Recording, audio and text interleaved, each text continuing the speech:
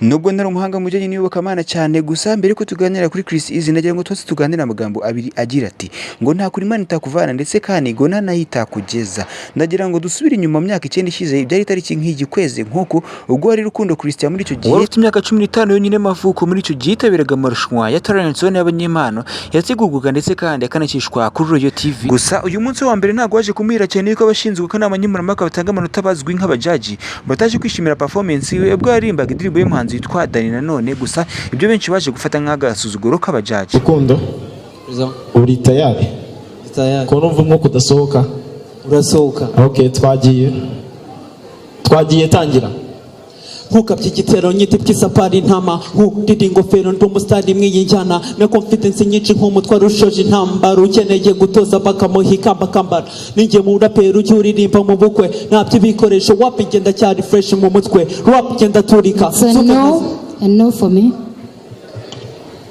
Rukundo ko wagira ngo ntago waje mu marushanwa nyinshi nk'umutwaro ushoje intambara ukeneye gutoza bakamuhika bakambara ninjye mu rapero ujya uririmba mu bukwe ntabyo ibikoresho wapi ngenda cyari fresh mu mutwe rap ngenda turika. So no for me. Rukundo ko wagira ngo ntago waje mu marushanwa. Mbere y'uko uyu Chriss Easy yinjira mu njyana Afrobeat yatangira imbijyana hip hop cyangwa se ya rap, zimwe mu ndirimbo kwe kumenya yakoze harimo nk'iyakunzwe cyane yafatanije na Beat indirimbo yise Surabizi. 2021 Chriss Easy nibwo yaje gufata umwanzuro wo kuyoboka injyana ya Afrobeat agatera umugongo hip hop nyuma yo kubona ko itamubyara umusaruro nk'uyifuzaga kugeraho. 2021 nibwo yashyize hanze indirimbo ya mbere yise Fast yikurikije niyo yise Amashu, zombi zatunganyijwe na producer Element zarakunzwe karahava. Mu ndirimbo zose za Chriss Easy zagiye ziba hit, indirimbo ya mbere irebwe n'abantu benshi ku rukuta rwa YouTube ni indirimbo yakoranye na Kevin Kade ndetse na DJ Philipita, indirimbo yise Jugumira yarebwe na miliyoni zirenga 13, ikurikirwa n'indirimbo ye yise Inana yanahawe igihembo cya Kisama Award nk'indirimbo ya mbere y'izindi muri Sama 2022. Ariko kandi nubwo atari ya Chriss Easy, gusa indirimbo yitwa Bana yakoranye na Shafi niyo ndirimbo yarebwe kuruta izindi kwimazwa na miliyoni 17 ku rukuta rwa YouTube.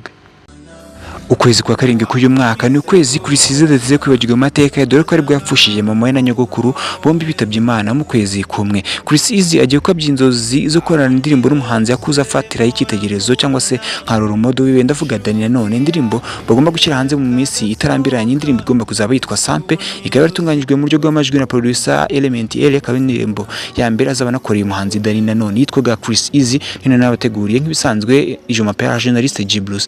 Ibi byiza kuri mwese. Ciao ciao. Dani Nanone mu Kinyarwanda n'umuntu akweswe n'abanzi bakizamuka cyangwa se ubu ngubu ariko nabivuga kandi navuga ngo igihango ufite tuzagera ikirenge mu cyawe nasho kwese. Yesa so ndagusaba kwicara nagutaramira ntabwo agifitiye. Use the pan. Here we go.